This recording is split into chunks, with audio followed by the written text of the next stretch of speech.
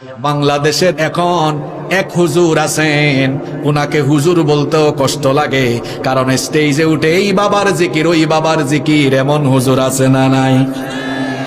এখন এই হুজুর ভেজাল লাগিয়ে দিয়েছে, দুই ভাগ হয়ে গিয়েছে।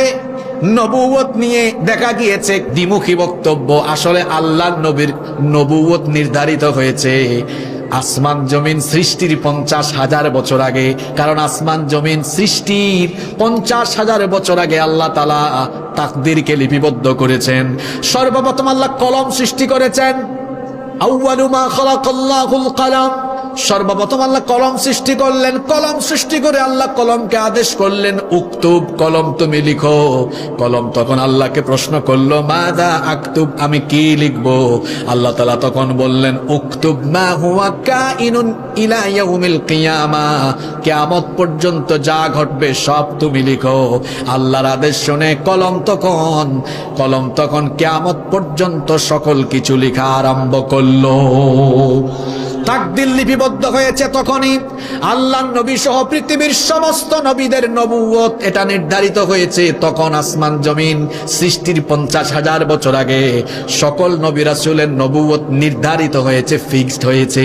কিন্তু নবুয়তের দাওয়াত নবীজি আরম্ভ করেছেন 40 বছর থেকে।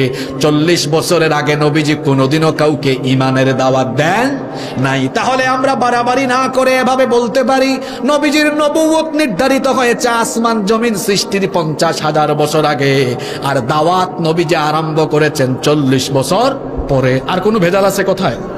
জোরে বলেন, ভেজাল আছে? কোনো ভেজাল নাই। নবীজি আমাদের কাছে অনুসরণীয়, অনুকরণীয়। আল্লাহর নবীকে নিয়ে আমরা কোনো বাড়াবাড়ি করতে চাই? বলছিলাম সূরা কাহাফের কথা, এটা নাজিল হয়েছে মাক্কি জিন্দেগির মাঝামাঝি সময়ে। অবস্থা তখন খুবই কঠিন। আল্লাহর নবী কাফিরদের চোখের সামনে বড় হয়েছেন। কাফিরদের চোখের সামনে তার শিশুকাল গেল, কৈশোরকাল, যৌবনকাল পেরিয়ে 40 বছর যখন হলো, নবীজি তখন এবার তাদেরকে দাওয়াত দিলেন।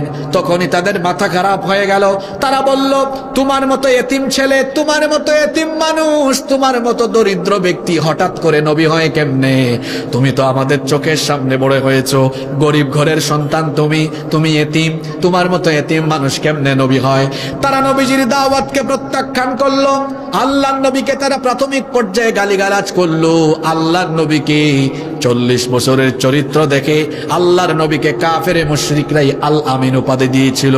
আল্লাহর নবীর চারিত্রিক মাধুর্যতায় মুগ্ধ হয়ে তাদের ধন সম্পদ, টাকা পয়সা আল্লাহর নবীর কাছে এনে তারা গচ্ছিত রাখতো, আমানত রাখতো। কিন্তু যখনই নবীজি কোরআনের দাওয়াত আরম্ভ করলেন, তখন আল আমিন হয়ে গেলেন পাগল, আল আমিন হয়ে গেলেন জাদুকর, আল আমিন হয়ে গেলেন মিথ্যাবাদী, আল আমিন হয়ে গেলেন গণক। নাউজুবিল্লাহ। বলেন তো কিসের কারণে? শুধুমাত্র কোরআনের দাওয়াত দেওয়ার কারণে মক্কার সবচাইতে ভালো মানুষটাই এবার তাদের কাছে গালিগালাজের পাত্র হয়ে গেলেন।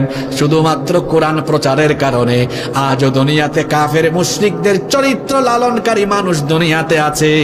আলেম উলামাদেরকে তারা কোরআন প্রচার আর কোরআনের আন্দোলনের সাথে যুক্ত থাকার কারণে কোরআন বিরোধী লোকেরা এখনো বিভিন্ন জায়গায় কোরআনের খাদেমদেরকে আজে বাজে ভাষায় গালিগালাজ করতে থাকে।